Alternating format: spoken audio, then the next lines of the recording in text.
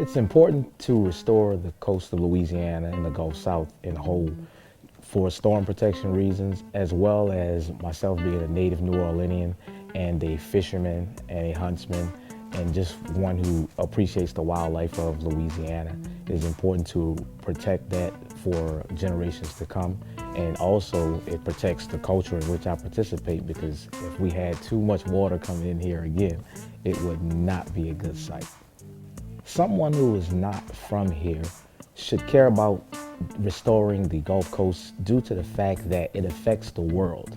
It is important that we protect the coast because the Gulf South provides import and export capability up and down the South from here as far north as the Mississippi flows.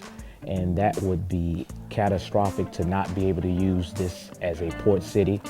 Being as though it was one of the first settlements, obviously it has a very important role in the industry of the United States. And we can't forget that, and who would want to have that destroyed?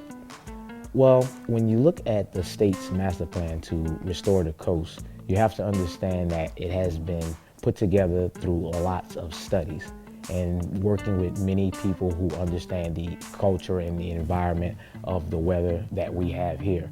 So with all of that data and that research, I think that we entrust them to have put together the best plan of action to preserve our coast.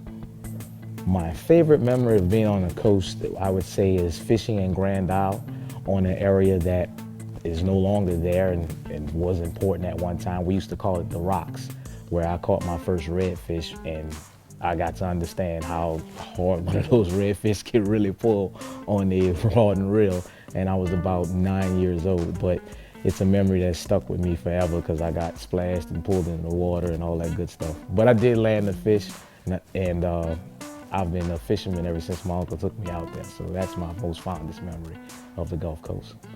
So, restore the coast, Big Chief.